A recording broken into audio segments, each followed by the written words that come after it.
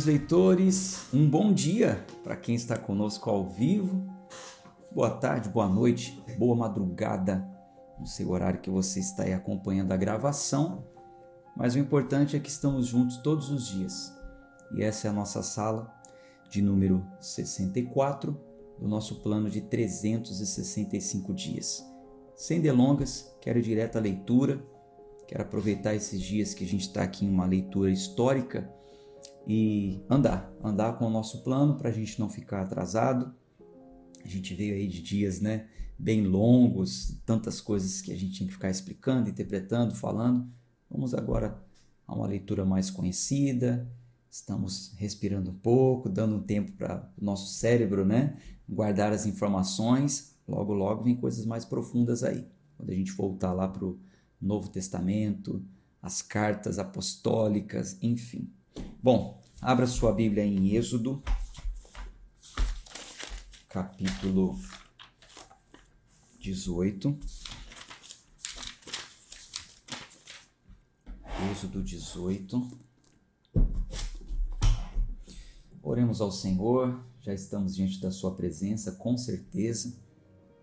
Mas agora, em nome de Jesus, queremos convidar ao Espírito Santo do Senhor, que já está no nosso meio, a abrir o nosso entendimento, dar a tua direção, falar conosco através dessa leitura.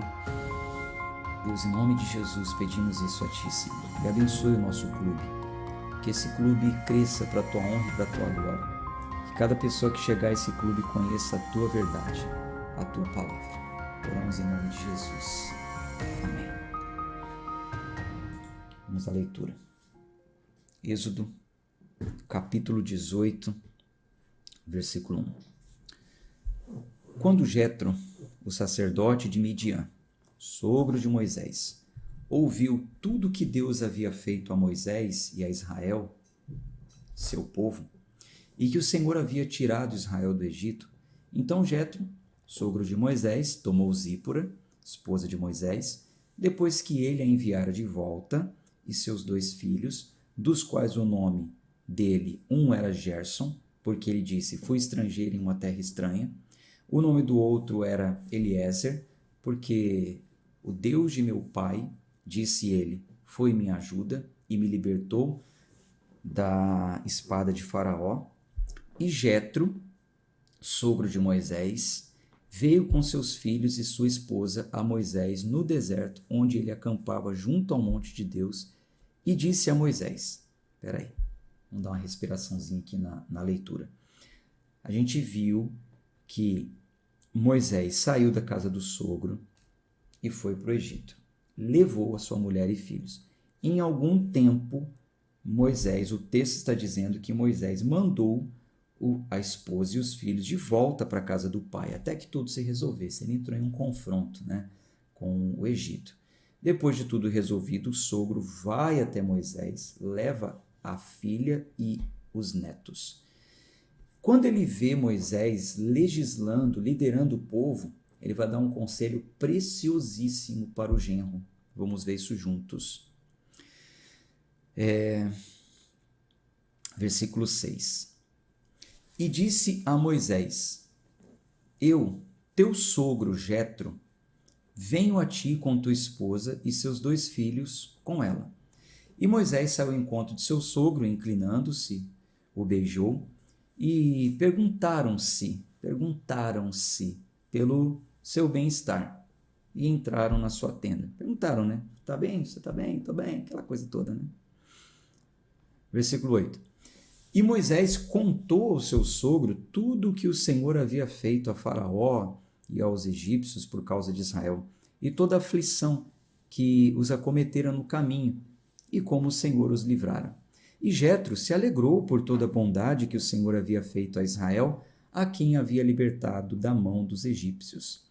E Jetro disse, bendito seja o Senhor, que vos livrou da mão dos egípcios e da mão de Faraó, que livrou o povo de debaixo da mão dos egípcios. Agora eu sei que o Senhor, olha só, então olha Jetro reconhecendo o nome do Senhor, lembra? O Senhor, Jeová, agora eu sei que o Senhor é maior que todos os deuses. Então, Você vê que aqui é mais uma confirmação que antes dos eventos, o Senhor não era conhecido como Senhor acima dos outros deuses. Ele era conhecido como Todo-Poderoso, que chamou Abraão, fez promessa e tal. Agora, depois dos seus feitos, depois das suas maravilhas, o sogro de Moisés também fala: agora eu sei que o Senhor é maior que todos os deuses. Naquilo em que se ensoberbeceram, ele prevaleceu contra eles. Os outros achavam que era mais, mas o Senhor prevaleceu contra eles. Versículo 12.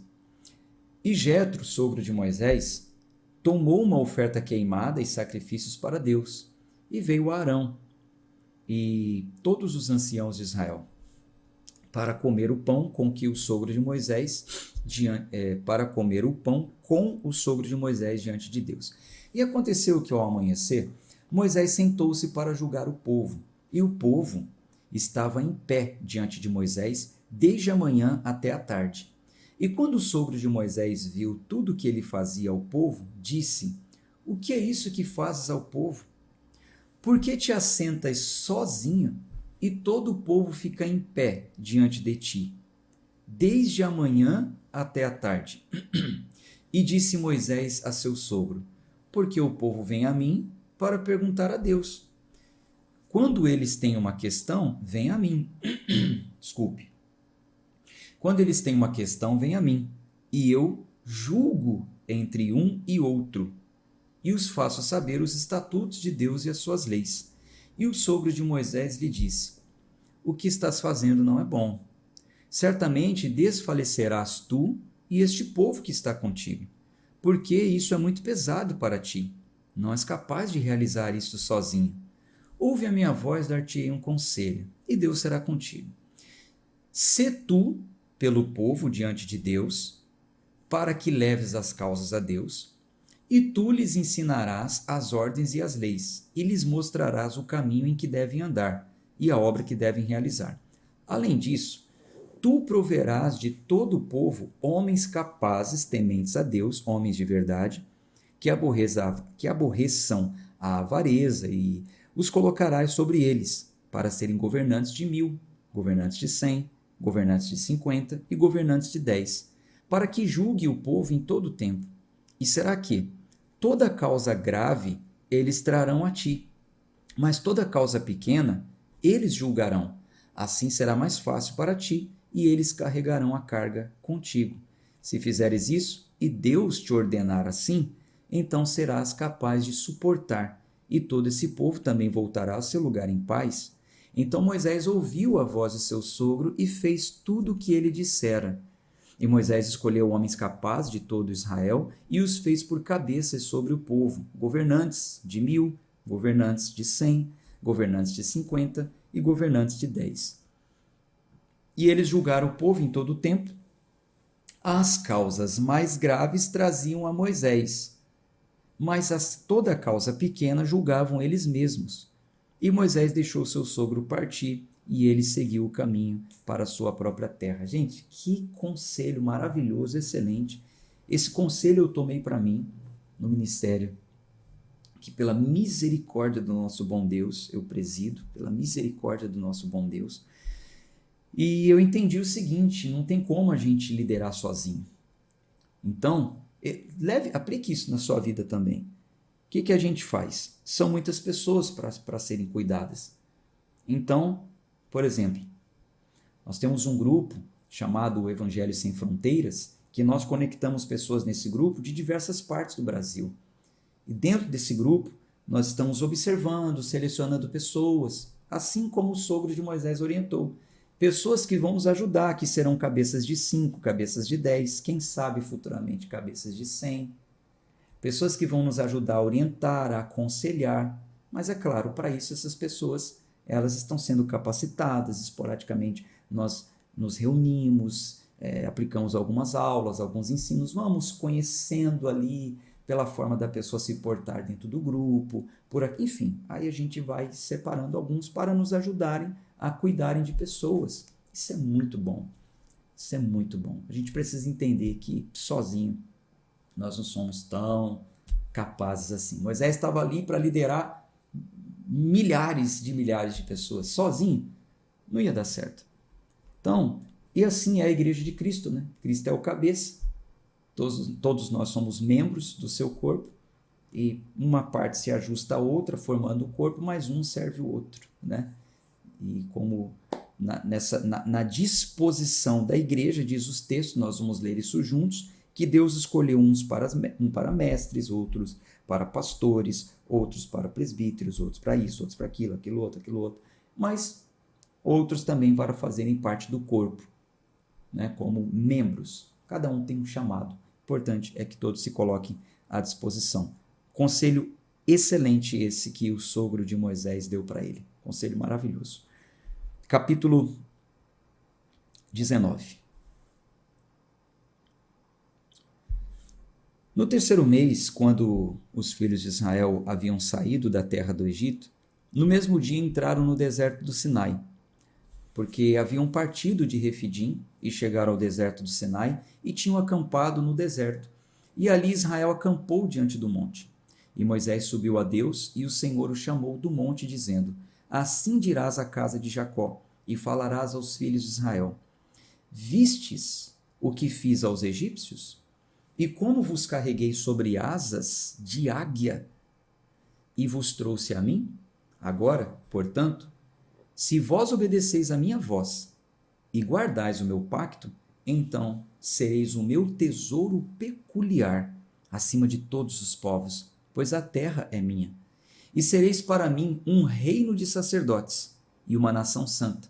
Essas são as palavras que falarás aos filhos de Israel. E Moisés veio e chamou os anciãos do povo e colocou diante de suas faces todas essas palavras que o Senhor lhe ordenara.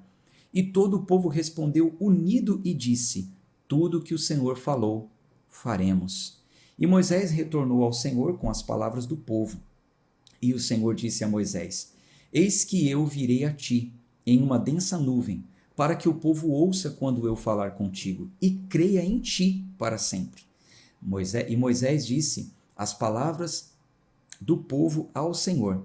E o Senhor disse a Moisés: Vai ao povo e santificai-os, hoje e amanhã, e faze com que lavem suas vestes, e estejam prontos para o terceiro dia, porque no terceiro dia o Senhor descerá à vista de todo o povo sobre o monte Sinai.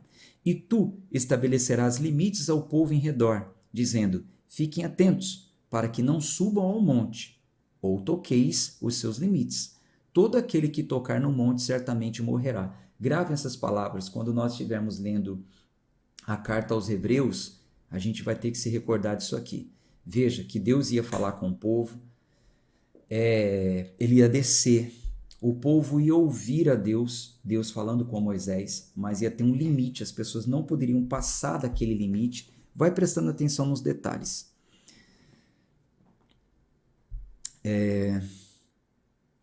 Versículo 12. E tu estabelecerás limites ao povo em redor, dizendo: Fiquem atentos para que não subais ao monte, ou toqueis os seus limites, e todo aquele que tocar no monte certamente morrerá. Versículo 13. Nem mesmo mão alguma o tocará, porque certamente será apedrejado ou acetado. Acetado é seta, né? Flechas, né? Será flechado. Seja animal ou homem, não viverá. Quando a trombeta soar, o toque longo, subirão ao monte. E Moisés desceu do monte ao povo e o santificou, o povo. E eles lavaram suas vestes. E ele disse ao povo: Estais prontos no terceiro dia, e não chegueis às suas esposas. Vocês se lembram que se um homem se achegasse à sua esposa, ele seria considerado impuro por causa do fluxo, o fluxo do sêmen. A gente já leu isso lá em Levíticos. Então, Moisés falou: mantenham-se puro, nem se acheguem às suas esposas. Versículo 16. E aconteceu que, no terceiro dia de manhã, houve trovões e relâmpagos, e uma densa nuvem sobre o monte, e a voz da trombeta soou toque longo. Assim, tremeu todo o povo que estava no acampamento. E Moisés levou o povo para fora do acampamento ao encontro de Deus, e ficaram no pé do monte. E o monte Sinai estava todo ele envolto em fumaça, porque o Senhor desceu sobre ele em fogo. E a fumaça dele subia como a fumaça de um forno, e todo o monte tremia grandemente. E quando a voz da trombeta soou o toque longo e se tornou cada vez mais alto, Moisés falou, e Deus respondeu por uma voz. E o Senhor desceu sobre o monte Sinai, no cume do monte. E o Senhor chamou Moisés para o cume do monte, e Moisés subiu. Gente, imagina a cena, você no pé de uma montanha, a montanha pegando fogo, a montanha tremendo, barulho de trovão. Deus chama Moisés, vem até aqui. Meu Deus, que cena. Versículo 21. E disse o Senhor a Moisés. Então Moisés subiu, aí lá em cima Deus falou para Moisés, desce, adverte o povo para que não ultrapasse para ver o Senhor, e muitos deles morram. E que também os sacerdotes que se chegam ao Senhor se santifiquem, para que o Senhor não se lance sobre eles. E disse Moisés ao Senhor, o povo não pode subir o monte Sinai, pois nos ordenastes dizendo, estabelece limites ao redor do monte e santificai-o. E o Senhor lhe disse, vai, desce e subirás tu e Arão contigo, mas não deixai os sacerdotes e o povo ultrapassar para subir ao Senhor, para que ele não se lance sobre eles. Assim Moisés desceu ao povo e falou a eles. Moisés, vai lá. Aí Deus fala para Moisés, Moisés chega lá, Deus fala, Moisés, desce e fala para o povo não subir. Aí Moisés, Senhor, o povo não vai subir. O Senhor não falou para pôr limite? O povo não vai subir. Aí Deus falou, desce Moisés, fala para os sacerdotes, fala para os anciãos, avisa o povo, não é para subir. Capítulo 20, versículo 1.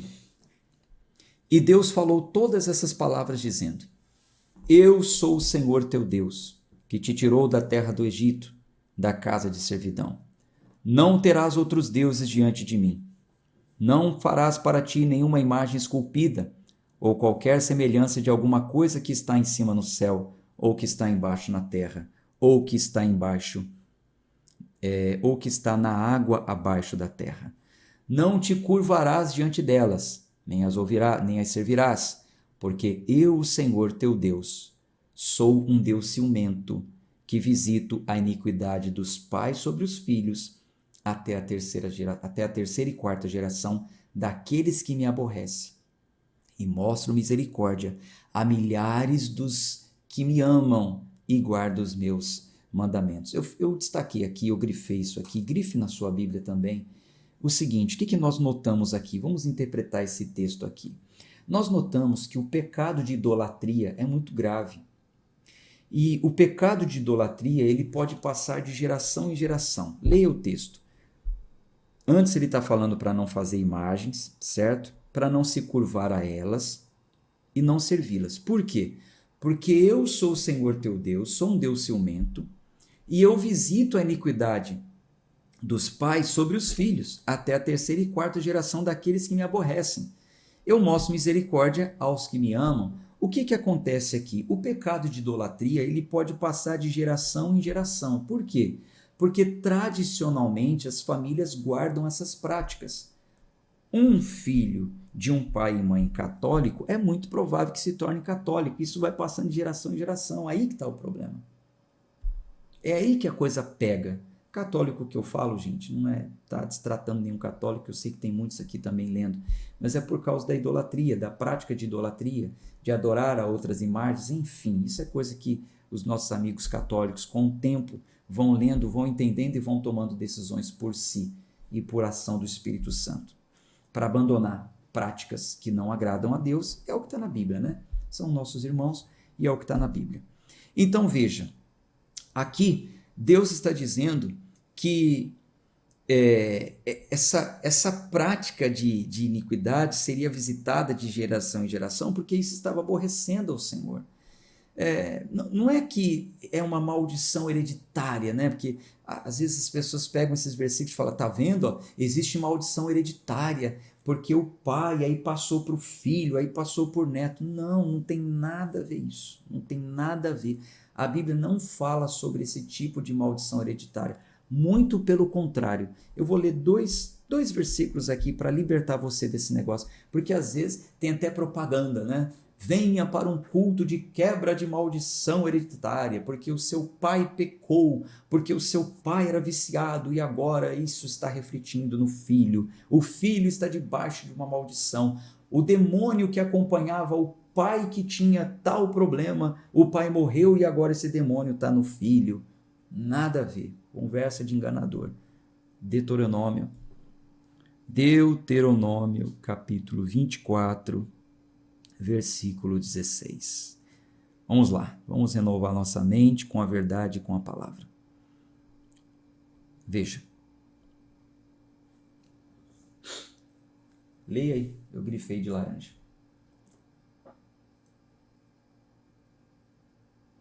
Diferente do que muitos pregam por aí sobre isso, a Bíblia diz que os pais não serão mortos pelos filhos, nem os filhos serão mortos pelos pecados dos pais.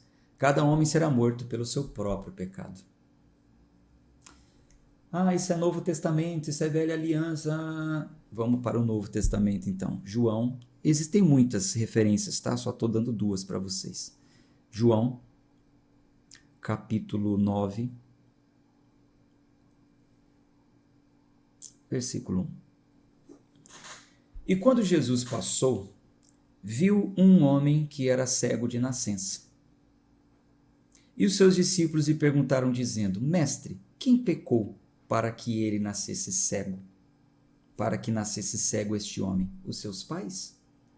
E Jesus respondeu: Nem este pecou, nem os seus pais, mas para que nele se manifestassem as obras de Deus. Olha os discípulos com o pensamento natural e mundano. Seu filho está doente? A culpa é de alguém. É uma maldição hereditária. É uma doença que passou do pai para o filho. É um demônio. É um pecado. Por que ele está passando? Logo quero encontrar um porquê. Jesus tira o porquê e coloca um para quê. Não foi porque os pais pecaram, não foi por causa do pecado dele, mas foi para que se manifeste nele as obras de Deus. Então, esses dois versículos refutam esse ensino errado sobre maldição hereditária. Refutam. Não tem esse negócio do filho pagar pelo que o pai fez. E isso ficar passando de geração em geração. Todas as maldições foram quebradas e anuladas. Lembra que nós lemos ontem? Cristo triunfou na cruz do Calvário sobre todas as maldições. Mas e o que eu estou passando? O que o meu filho está passando? É para a glória de Deus. É para cura, é para libertação, é para milagre, é para disciplina. Então, tá aí a palavra.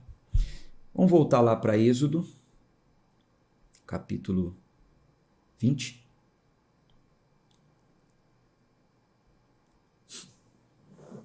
Paramos no versículo 6, né? E mostro misericórdia aos milhares dos que me amam e guardam os meus mandamentos. Então, da mesma forma como uma família idólatra, aquilo vai sendo passado de geração em geração, aquele aborrecimento, isso pode ser quebrado quando há uma conversão, e aí você passa o correto para os seus filhos. Ensine os seus filhos para que Deus visite milhares e milhares dos seus familiares através do ensino, né? Que por eles obedecerem o ensino correto. Versículo 7. Não tomarás o nome do Senhor teu Deus em vão, porque o Senhor não terá por inocente aquele que tomar o seu nome em vão. O que é tomar o nome do Senhor teu Deus em vão? Usar o nome do Senhor em vão está ligado a jurar falsamente, sabe? Mentir e colocar o nome do Senhor no meio para trazer seriedade, porém com a intenção de enganar. Eu juro por Deus. Ele está mentindo, mas está jurando por Deus. Isso é chamar o nome do Senhor teu Deus em vão. Versículo 8. Lembra-te do dia do Shabat para mantê-lo santo. 6 dias trabalharás e farás toda a tua obra. Mas o 7º dia é o Shabat do Senhor teu Deus.